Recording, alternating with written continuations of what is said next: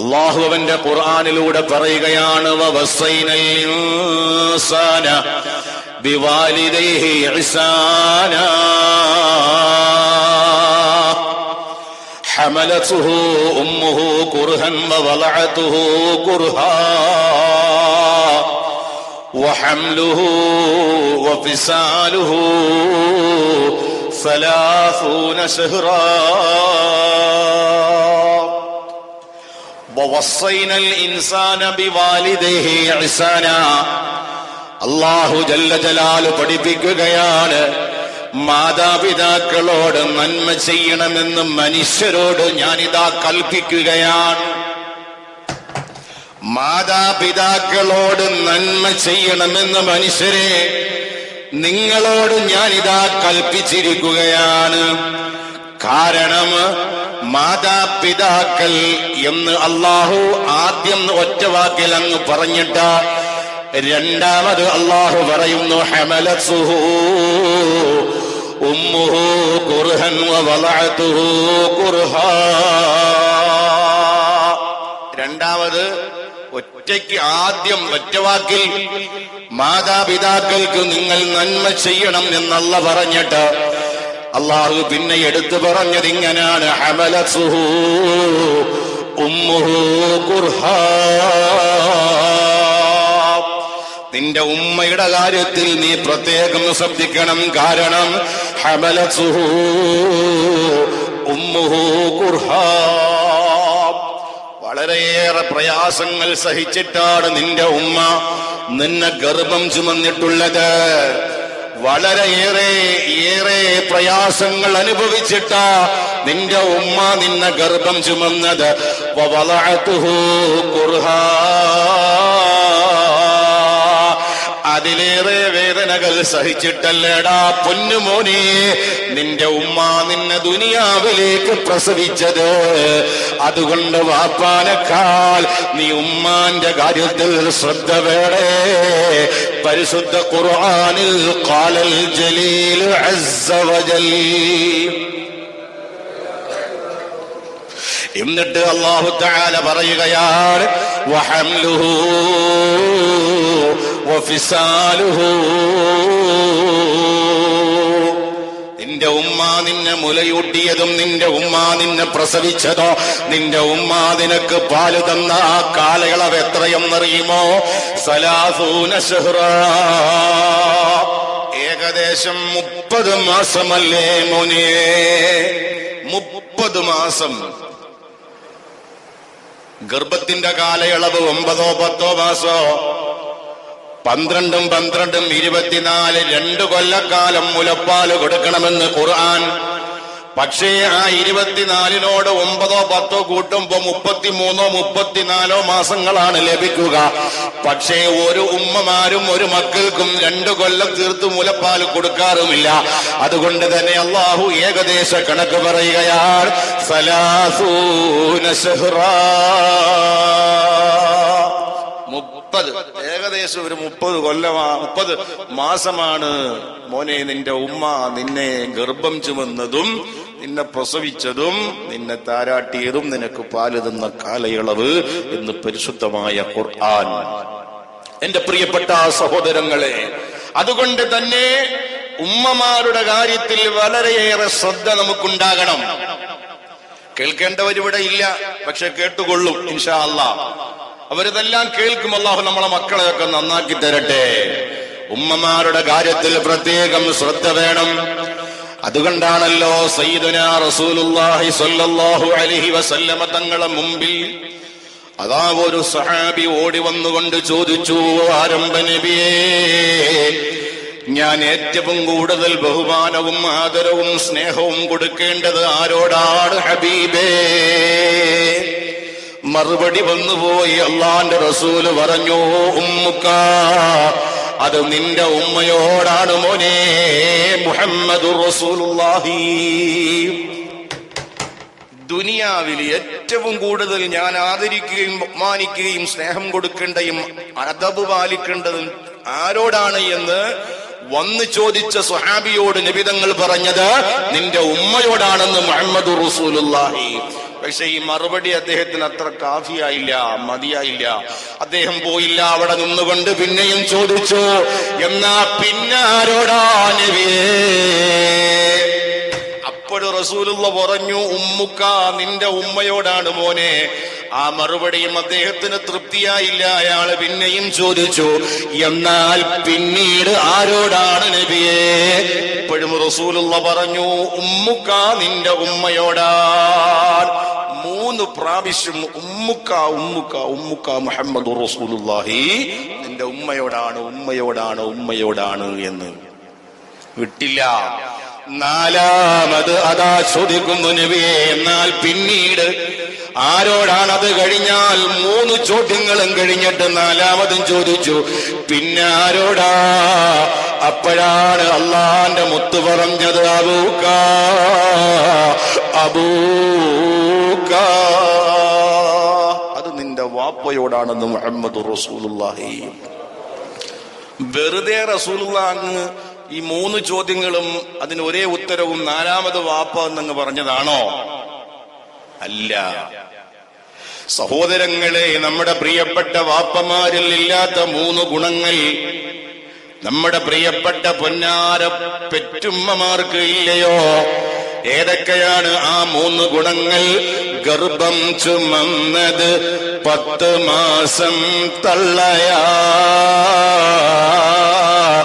പ്രസവിച്ച വേദന തിന്നതും അവൾ തന്നെയാ, പാലും കൊടുത്ത് വളർത്തലും അവരാണ്.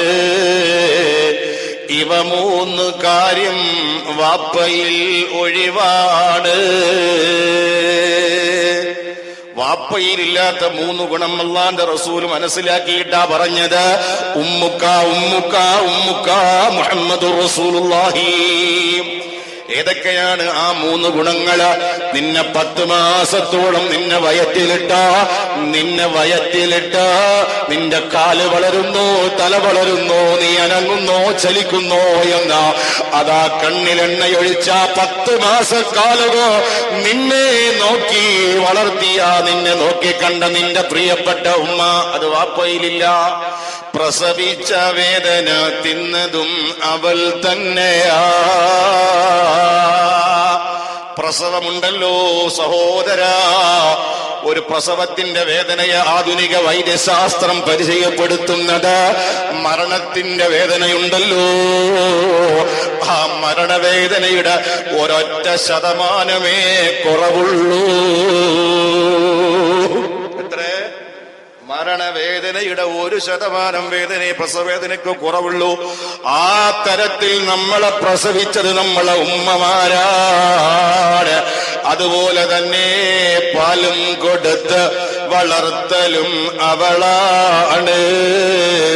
ഇവ 3 കാര്യം വാപ്പയിൽ ഒഴിവാണ്.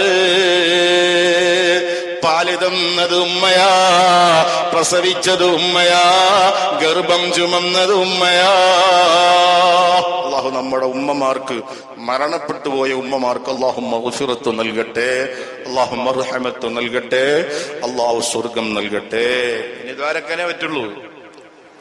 ജീവിച്ചിരിക്കുന്ന ഉമ്മമാർക്ക് വേണ്ടി അല്ലാഹു ആഫിയത്തും ദീർഘായുസ്സും നൽകട്ടെ. പ്രിയപ്പെട്ട സഹോദരങ്ങളെ, അതുകൊണ്ട് ഉമ്മമാരുടെ കാര്യത്തിൽ പ്രത്യേകം ശ്രദ്ധിക്കണം. അവർക്ക് വേണ്ടുന്ന ആദരവുകളും ബഹുമാനങ്ങളും സ്നേഹങ്ങളും കൊടുക്കാൻ നമ്മൾ തയ്യാറാകണം. അങ്ങനെ തയ്യാറായാൽ ഈ ദുനിയാവിൽ വെച്ച് തന്നെ നമുക്ക് സ്വർഗം ഉറപ്പിക്കാം. ഈ ദുനിയാവിൽ വെച്ച് തന്നെ നരകത്തെ തൊട്ട് വിദൂരത്താകാം. നോക്കൂ നിങ്ങൾ, ബഹുമാനപ്പെട്ട ബഹുമാനപ്പെട്ട അല്ലാമത്ത് സയ്യിദ് മുഹമ്മദ് അബ്ദുൽ ലത്തീഫ് ജർദാനി തങ്ങളെ മിസ്ബാഹുൽ അലാം ബഹ്ജത്തുൽ അനാം എന്ന ഗ്രന്ഥത്തിൽ മാതാപിതാക്കളോടുള്ള ബഹുമാനം പഠിപ്പിക്കുന്ന സ്ഥലത്ത് കാണാം, ബഹുമാനപ്പെട്ട ഇമാം ബൈഹഖി റളിയല്ലാഹു അൻഹു തന്റെ ശുഅബിൽ രേഖപ്പെടുത്തുന്ന ഹദീസ് ഇബ്നു അബ്ബാസ് തങ്ങളിൽ നിന്ന്, മൻ ഖബ്ബല ബൈന ഐനൈനി ഉമ്മിഹി കാന ലഹു സിത്റം മിനന്നാർ. പൊന്നുമോനെ ശ്രദ്ധിച്ചോടാ, ഉമ്മ വാപ്പമാർ ജീവിച്ചിരിക്കുന്ന മക്കളെ ശ്രദ്ധിച്ചോ. അല്ലാഹുവിന്റെ റസൂൽ പറയുകയാണ്, മൻ ഖബ്ബല ബൈന ഐനൈനി ഉമ്മിഹി,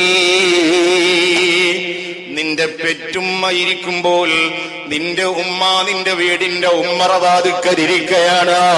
നീ ജോലി കഴിഞ്ഞ്, സ്കൂള് കഴിഞ്ഞ്, കോളേജ് കഴിഞ്ഞ്, ജോലി കഴിഞ്ഞ് നീ മടങ്ങി വരുമ്പോ ആ നിന്റെ ഉമ്മറവാതിക്കൽ, നിന്റെ വീടിന്റെ സിറ്റൗട്ടിൽ നിന്റെ ഉമ്മ ഇരിക്കുന്നത് കണ്ടാൽ, അതല്ലെങ്കിൽ മറ്റ് എവിടെയെങ്കിലും നിന്റെ ഉമ്മ നിൽക്കുന്നത് കണ്ടാൽ, നീ എന്ത് വേണേടാ, നിന്റെ ഉമ്മാടെ 2 കണ്ണുകൾക്കിടയിലെ തിരുനെറ്റിയുണ്ടല്ലോ, ആ തിരുനെറ്റിയിൽ ചെന്നിട്ട് സ്നേഹത്താൽ, ബഹുമാനത്താൽ, ആദരവിനാൽ ഒരു ചുടുചുംബനം നിന്റെ ഉമ്മാന്റെ നെറ്റിത്തടത്തിൽ നീ ചെന്ന് കൊടുത്താൽ, കാനലഹു സിത്റം മിനന്നാർ,